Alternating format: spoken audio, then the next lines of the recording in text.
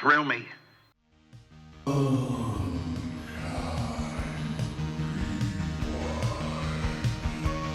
gonna name you Kodo.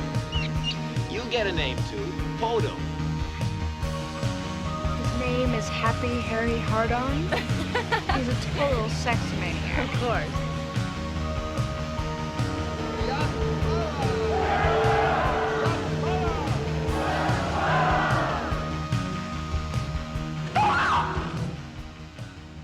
Welcome, everybody, to a bonus episode of the Unkind Rewind.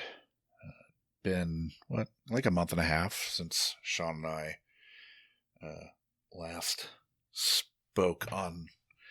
Well, technically we recorded last night, but... Been a I'm Josh month and a Dugan. half since the last one? Yeah. Wow. Yeah. Yeah, it was Halloween, right? I don't know. It's all I think it was Halloween. This year is just fog and Yeah. the miasma. I'm Josh Dugan. This is Sean McGrath. Yeah. Sean, how are things? Yeah, let's just talk more about the fog of war and the miasma of a polluted River Thames. Yeah. Let's see. Okay. Probably as I didn't talk about if it was October, I'm in kind of the throes of screenings for SAG. And although I'm not on the nominating committee, more's the pity, I still am seeing quite a lot. And I think, I'm going back to see movies multiple times now, too, which is somewhat new for me. It's not just because of a memory issue, although, senility does creep in. It is just to kind of see. I'm never going to see something terrible, right, twice. But sometimes I want to go back and confirm my suspicions about the quality of a movie, look for new things. And yeah, I've been really happy going back and seeing things twice now. I've seen One Battle After Another, Sentimental Value, and Train Dreams all twice. Okay. And those are all in the theater. Yeah. Uh, I've seen two of the three of those. I've seen one of them twice. Yeah. One of them twice in the theater. So Sentimental Value is the one that you still need to see. That I still need to see. That I do very much want to see. To my knowledge, it's not playing here yet. Okay. I'll get on that. Yeah. Can you make that happen, Sean? What? Can you make that play here, Sean? Yeah, I can talk to, is it Yoakum or Yakum? We know. I assumed it was Joachim, but I don't know. I'm not sure. Okay, well, if he's listening, he should chime in. By the way, listeners, sorry to interrupt, but it sounds now that someone is doing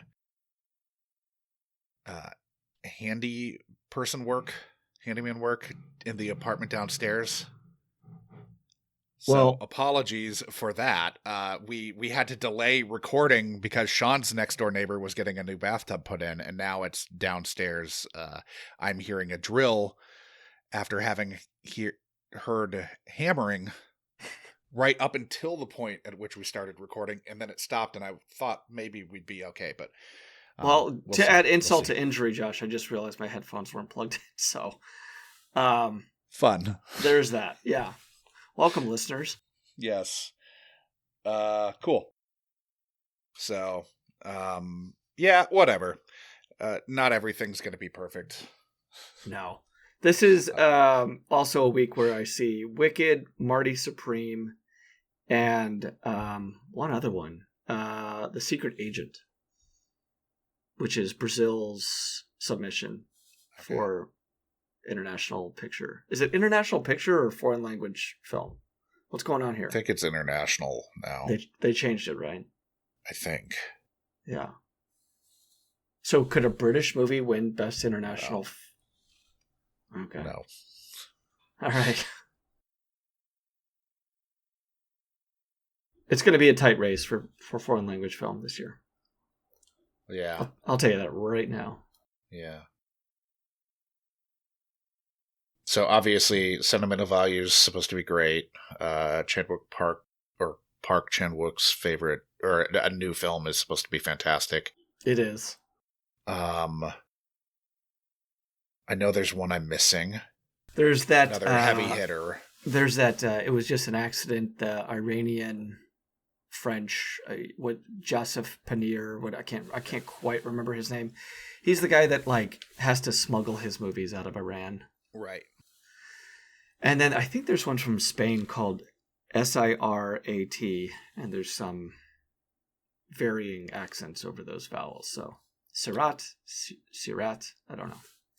Anyway, good stuff, good movies. It's that time of year, right. But also it's the holidays in New York, which I'm not ecstatic about. It's a huge influx of tourism. Are you getting out? Are you leaving at some point?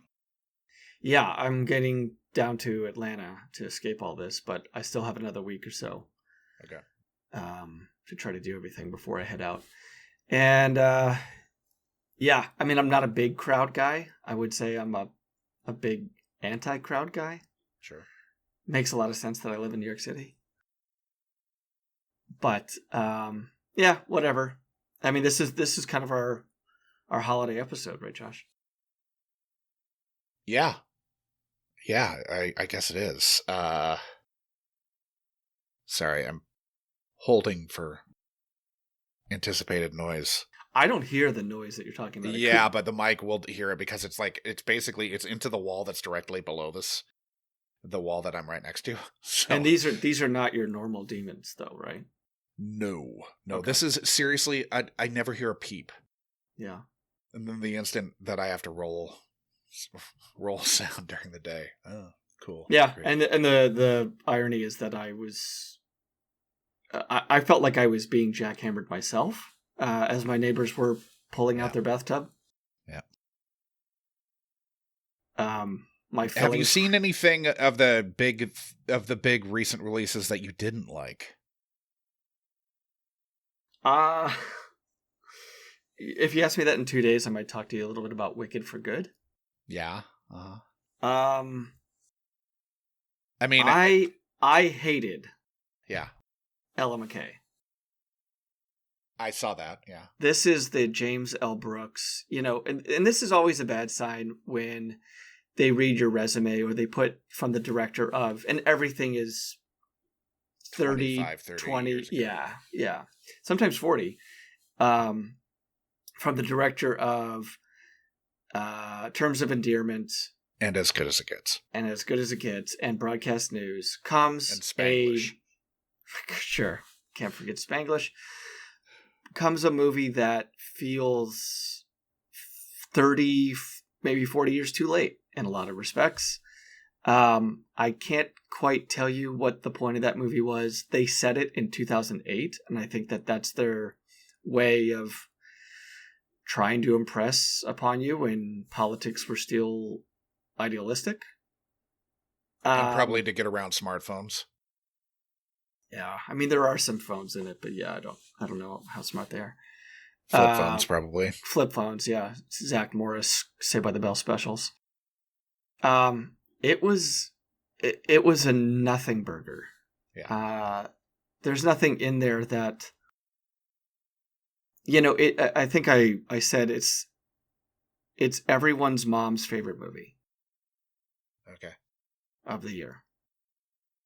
Did you see Frankenstein? I did see Frankenstein, yeah. Did you like it or no? I liked enough things about it. Okay. Did you not like it? No. Did you... It's the most I've not liked a GDT movie. Interesting. Okay. I thought it looked fucking terrible. Okay. I thought, like, when they go up into the tower, did they just, like, put slightly different skin on the set from fucking Wicked? Sure. All of the CGI is god awful. The wolves were comically bad.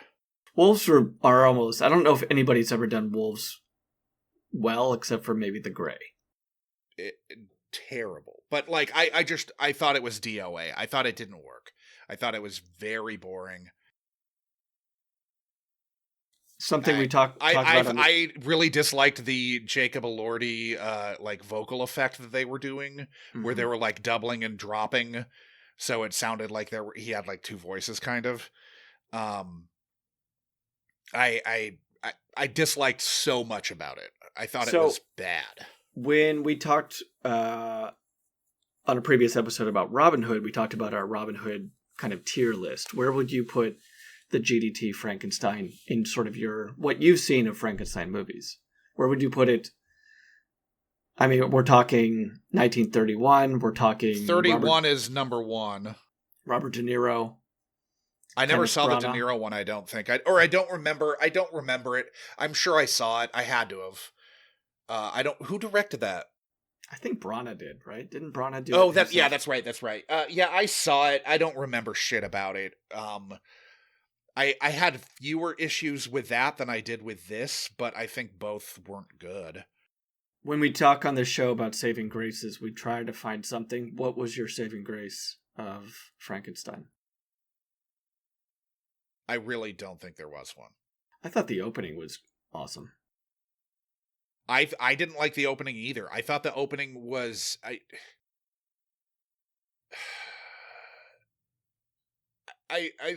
I think that it's very like CGI heavy, and in the opening it's like you feel like you're watching a fucking superhero movie or something in a bad way. Like I feel like you're watching like a Marvel movie from 2015. Okay, well they did have a Wolverine healing factor that they added to this movie. Yeah. So maybe that's a little bit of the superhero element.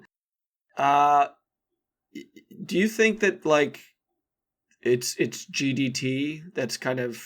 I think it's Netflix. I mean, I think the movie doesn't work on its own, but I think Netflix doesn't have people with taste working there. It's not Charles Dance's fault. I'm trying to remember. Oh, right. I had to think for a second. Doctor, the dad. But I mean that is going to be something we're going to have to deal with for a while. Right. Yeah. Unfortunately. But I just like when you work with Netflix, you work with Netflix's people a lot of the time, and I think the CGI was like so bad it was distracting. The only stuff that worked was the stuff in Victor's childhood home, I think. Because that was, you were on practical fucking sets. Yeah, that was a great set. I mean, very narrow window there, too. Not a lot of time spent there. Well, yeah, I think it's getting mixed more than anything. I feel like I was on an island. Really? Especially on Letterboxd. Like, I felt like I was the low man on Frankenstein. Yeah, I like Oscar Isaac. I really like Oscar Isaac. I thought he was I think he was in a different, very bad movie. He was in like a 1931 movie. He was in almost like a silent movie and then they flipped on the audio or something. Yeah. And that's from... I like him generally, and I like him generally. Yeah. Did you see Wake Up Dead Man? Mm-mm. Okay. You? Yeah. Okay, that sounds enthusiastic. I didn't like Glass Onion.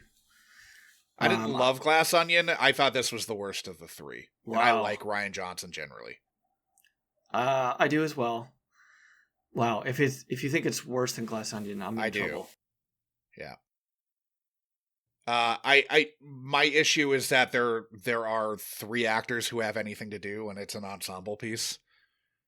I mean, I guess you could argue Glenn Close does too, but like it's basically the Josh's O'Connor and Brolin, and then Daniel Craig. They're the only ones with anything to do, and the rest is just like why are these stars here? I went to a screening of The Mastermind. Kelly Reichert was there, and she said that kind of how it came about was she felt really bad that Josh O'Connor wasn't getting enough parts. Yeah. And decided to reach out and give him a boost. But Josh O'Connor is in kind of every sixth movie. What's his contract right now? With Hollywood. Yeah. When does he take the Marvel money? It. Yeah. But yeah, I don't know. I also felt like Wake Up Dead Man was. I knew where it was going the whole time. Is this another? Good. Yeah. Is this another Netflix production? Right. It sure is. Yeah. Yeah. Okay. So Train Dreams they bought Train Dreams, right? They bought Train Dreams. Yeah. Correct. Train Dreams, which we haven't spoken about on mic. I mean, you said it was good, but I hadn't seen it yet. I did see it, and it's fantastic. To me, it's a 1A, 1B best movies of this year were that and One Battle After Another. Though I have not seen Sentimental Value or. Yeah, I still think. No Good Choice, is that the. No Other Choice is. No Other Choice. Is absolutely just spellbinding. It's so good. Yeah. And just pay, maybe I've talked to you about this, but pay attention to like what he's doing, just like what this director is doing. I love Park Chan-wook. Yeah. Just shot composition is gorgeous in this movie. I'm really excited to go see that again. That's going to be one of the ones that I need to see twice, like I mentioned earlier. But yeah, Josh and I are very, very high on Train Dreams. Josh and I are high on the source material. Josh is, I mean, that's one of my favorite novels of the last 15 years, 20 years? Yeah, and I'm pretty sure you were the one that turned me on to Dennis Johnson, because probably I don't think he was on my radar before that. Yeah, I mean, he's been on mine for. I've been reading Dennis Johnson since 2001 or so. Yeah, it's really good. I mean, I don't know. I'm absolutely smitten with Train Dreams. I think it's way better than even the consensus. The consensus is still pretty high. Yeah. I think it's better than that. So I concur, but yeah. When next we talk, we'll have a more thorough assessment. Maybe we should do like our top 5 or something like that. Yeah, I mean, it's still it's way too early for me to be able to do that. Well, yeah, I still haven't seen all the foreign shit. Well, when we get through 2026, we'll do our top 5 for 2025. I was thinking more like Oscar time. Sure, we could do that. Would make sense because everything will have been like wide released at that point, and I'll have seen at least the ones that I want to see. Yeah, I do have a surprise for you, Sean. Yes. I am going to throw to some audio here. Someone surprises. called in Whoa. to the call-in line. You're not aware of this, but okay. Here we go.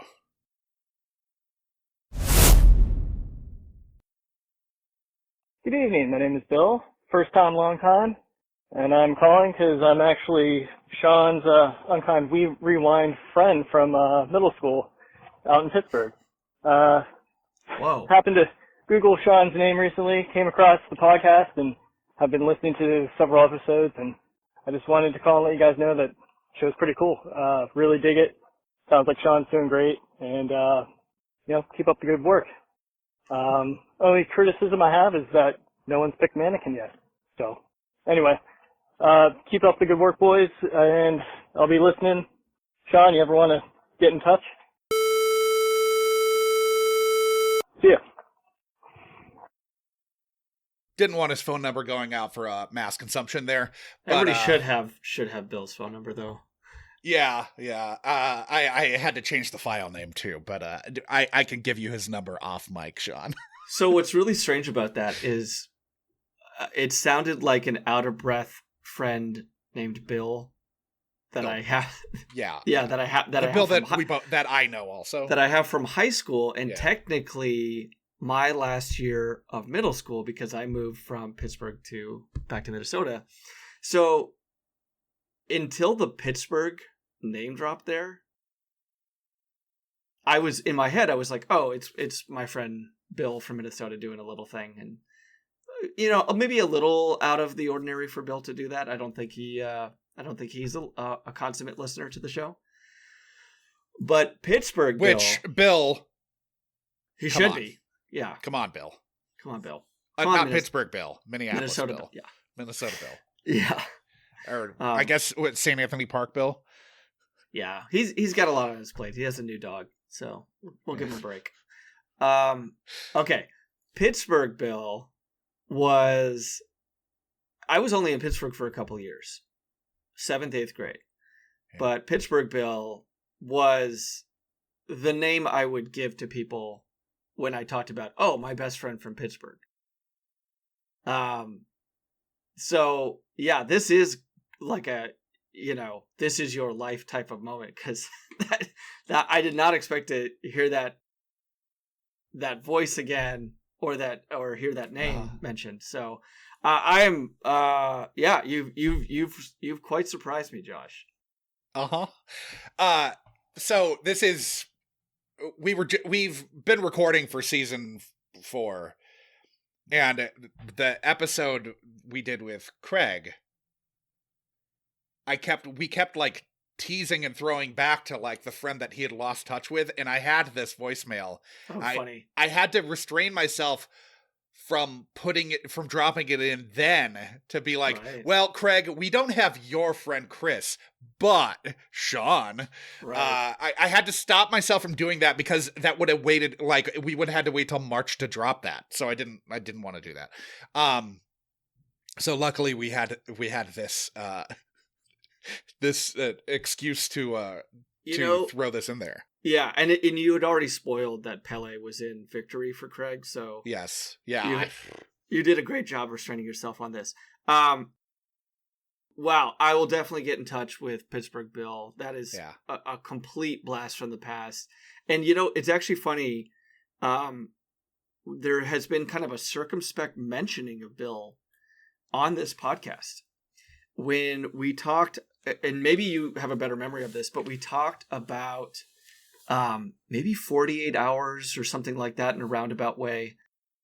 And I remember saying that, like, I had a friend in Pittsburgh who had another 48 hours. And it was like one of my first examples of like seeing a like adult film represented in a movie. Right. Yep. Because there is a motorcycle chase scene that goes through the screen. Yeah. At like a porn theater. Mm-hmm. And I know that Pittsburgh Bill had a copy of that movie. I definitely know that that's where I saw it. I'm trying to think of when was that during the were we talking about just one of the guys maybe?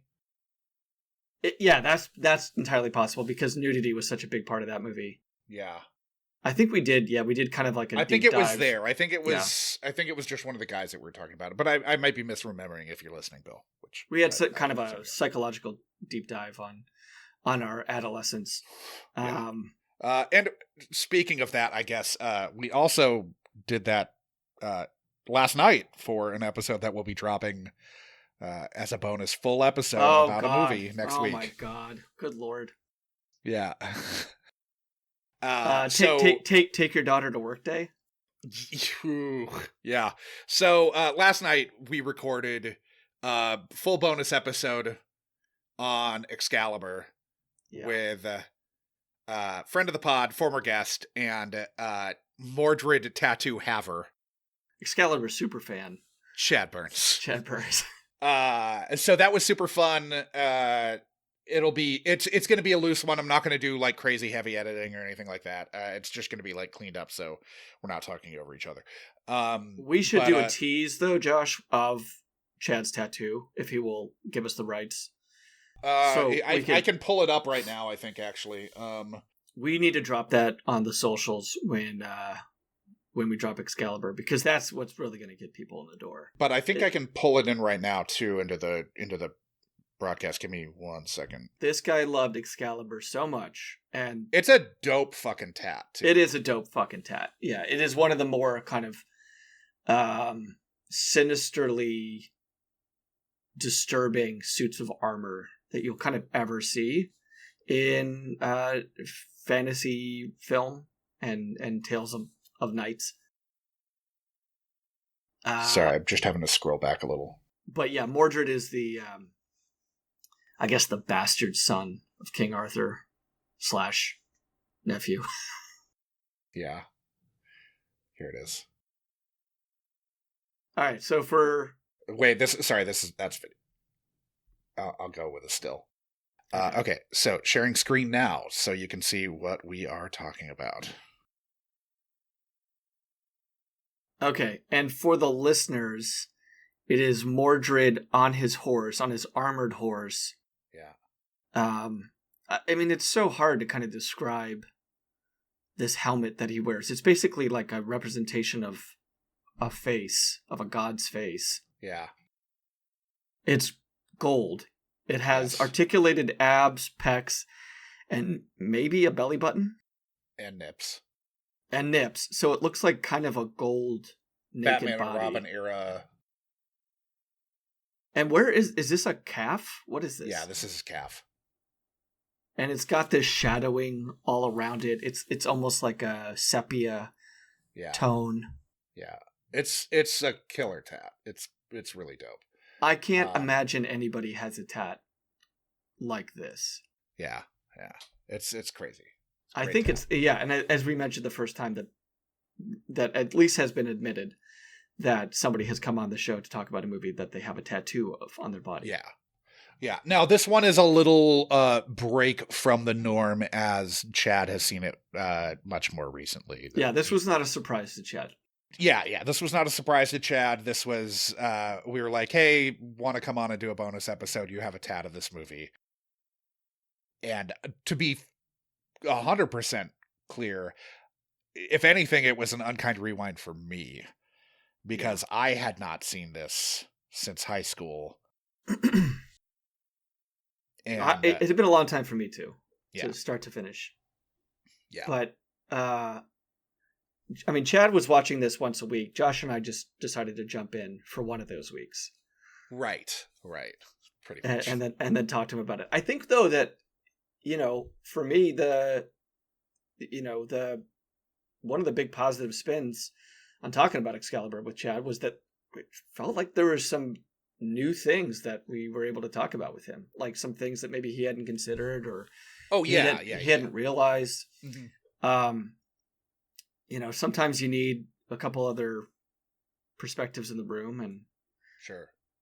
It did not. I mean, spoiler. It did not diminish the ardor and love that he has for this. And he might get he's probably going to get another tattoo. I don't want to get ahead of ourselves. I was the one who had the least like childhood affinity for it. Yeah, I had like a passing appreciation for it, but I wasn't like someone who loved the movie or for whom it was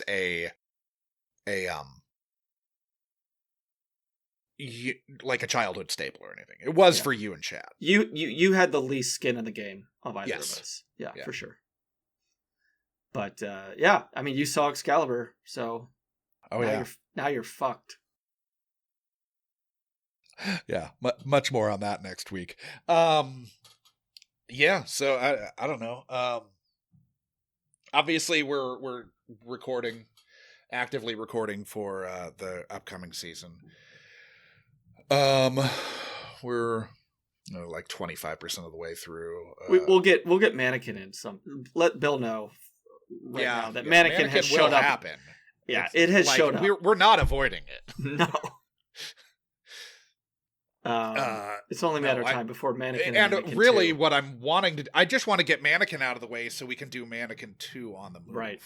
Right.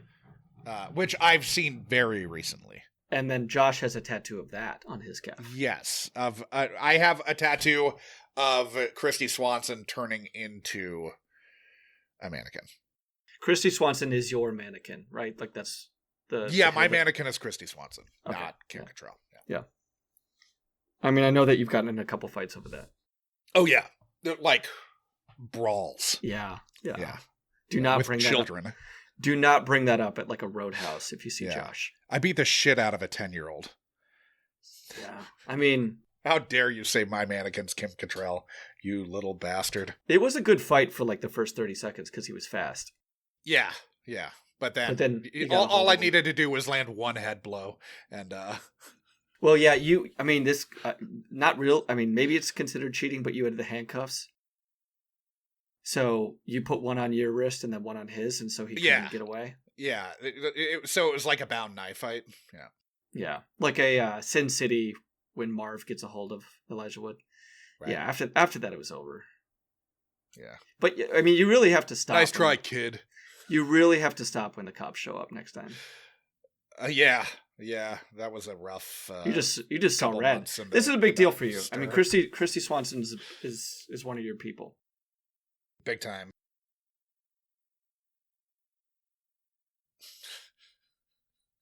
Yeah, we took this down a weird path. Not weird for you. Not that weird. Cinequote. It's an app. It's an app. On everything. And we're talking today on our 3rd birthday. So 1,000. Is it really games. 3rd? Yeah. Wow, crazy. I know. Yeah. So I've played all but about 50 of the games, I think. Yeah. Well, one of these days we'll figure out which of those 50. But we put in one of our favorite movies, and I say our, but when I mean mine. Yeah. So we'll typically do that. I'll typically put a movie I love on my birthday and a movie I love on Cinequote's birthday.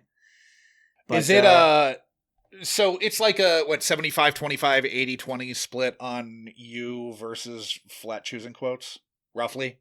Flet tends to pick the Saturday movies, which family fun. Sure. And then the ones I'm most likely to miss.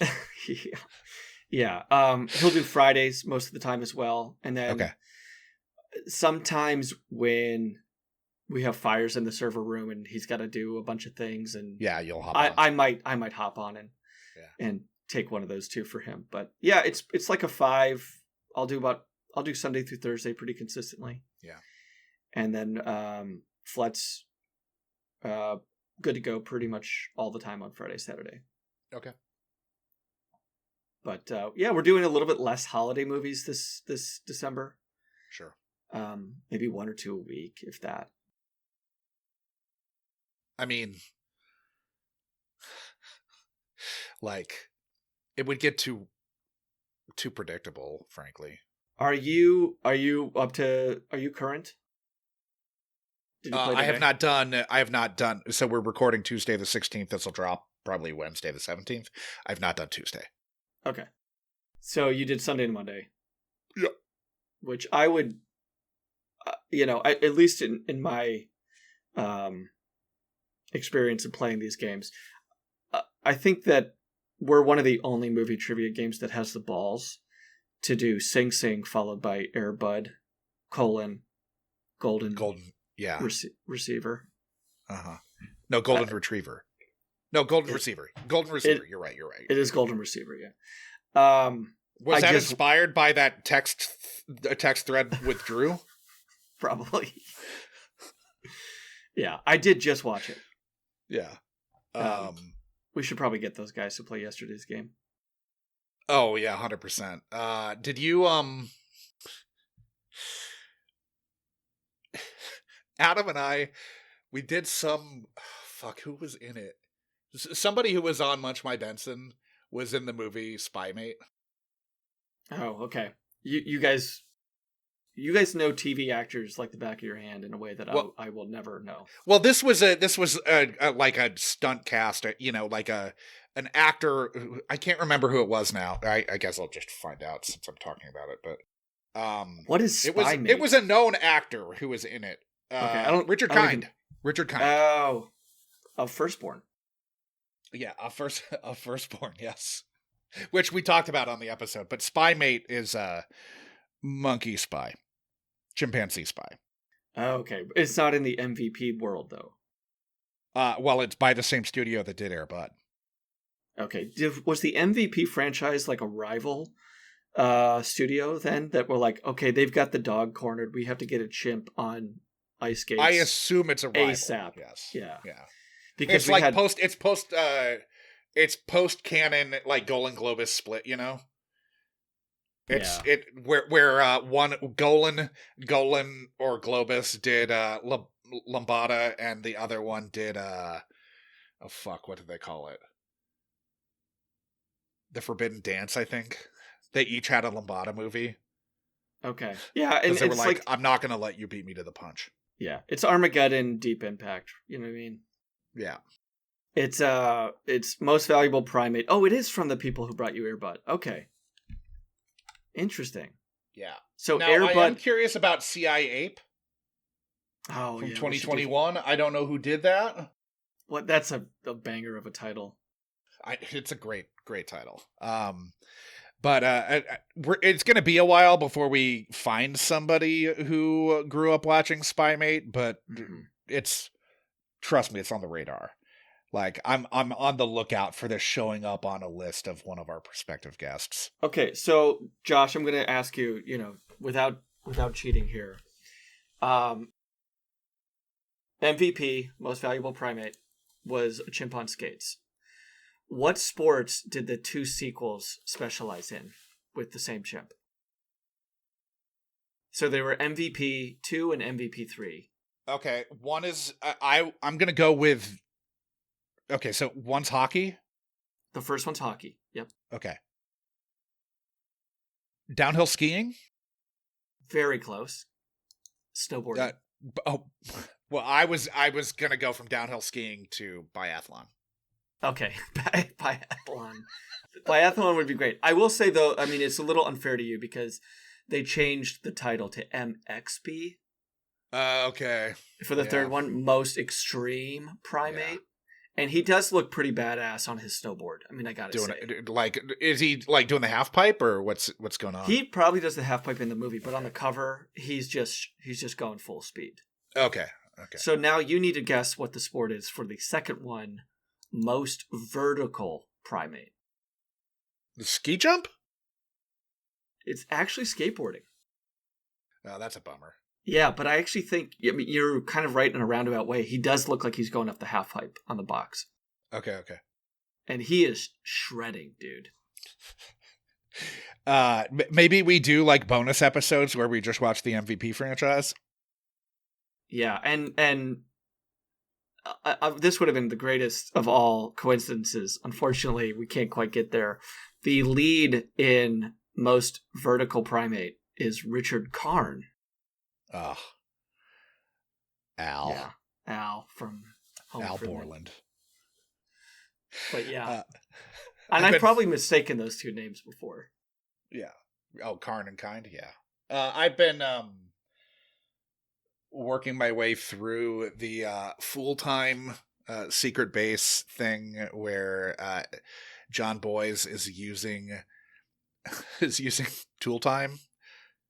Using the tool time dynamic from Home Improvement to talk about the invention of basically the internet, but like telegraph, like so like Samuel Morris is really the Tim the Toolman Taylor, and is Alexander Vane is his like Al Borland, who actually knows what he's doing. Because if you look into like everything that Samuel Morris was doing, this is the first section of it is on the invention of the telegraph, and Morris is a fucking idiot.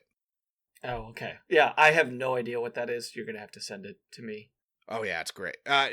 Do you ever watch any of the John Boyes stuff? He did the Dave Steeb thing. I don't think so. He mostly does like sports stuff, but he did a really great YouTube doc on John Boy. John Boyes. Oh, not John Boy. John Boyes, Boyes. So he He did the history of the Seattle Mariners, which was great. He did it's like a 7-hour history of the Minnesota Vikings, which is fucking amazing. Like, I don't like the Vikings. I watched every episode of the Vikings doc. All right, we're getting a kind of a out of the blue recommendation here from Josh. Oh, I feel like I've actually talked about him on the pod before, but Really? really, really great stuff. Yeah, Okay. I'll send you the links. His face is not familiar. Okay. One more thing here, just on MVP, because it's going to be a while before we talk about it again. On the Wikipedia, under reception, it says, and this is, by the way, the second one, the sequel, Vertical Primate. Okay. It says, on Rotten Tomatoes, the film has 3 reviews listed, comma, all negative. It's a shocker. That's just because I haven't reviewed it. Yeah, you could maybe bring it back up. Yeah. I hated Guillermo del Toro's Frankenstein, but Most Vertical Primate, the second in the MVP series, this is a banger. The guy who directed MVP, also directed MVP 2, Air Bud 7th Inning Fetch, Spy Mate, Air Bud Spike. No, he did not. He only produced Air Bud Spikes Back. Oh, is this Robert Vince? Yes. Oh man, the legend. Air Buddies, Snow Buddies, Space Buddies, Santa Buddies, The Search for Santa Paws, Spooky Buddies, Treasure Buddies, Santa Paws 2. I'm going to stop there. I think that's enough. Because you're burning our next podcast, the Vince Cast. I mean the amount of listeners at this point that we're losing is a hemorrhage.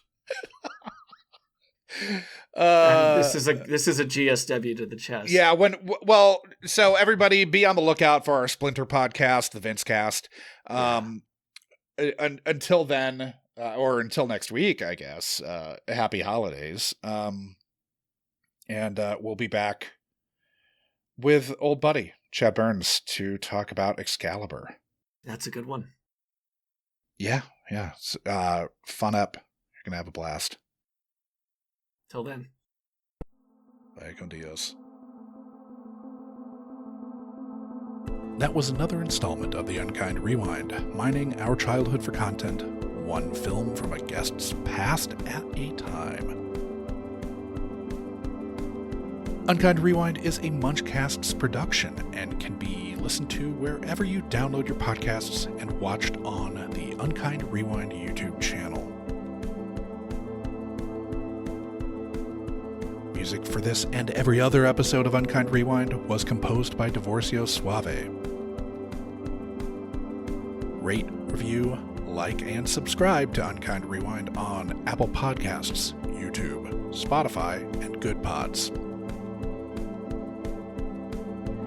Links to all of our social media accounts are in our show notes, but you'll find us as @UnkindRewindPod on Letterboxd and nearly every social media platform, all of which can be found at our website, unkindrewind.com. If you have a question, concern, complaint, or feedback, you can email the podcast at unkindrewindpod@gmail.com or call into our call-in line, area code 507-479-6440, and leave a message that can be played on air. Fans should join the Munchcast Discord to discuss this or any other episode of the Unkind Rewind with like-minded people. This dialogue may just make it into a future episode of the pod. The Unkind Rewind Patreon will be coming soon, so start squirreling that pocket change away. Thank you for listening to the Unkind Rewind.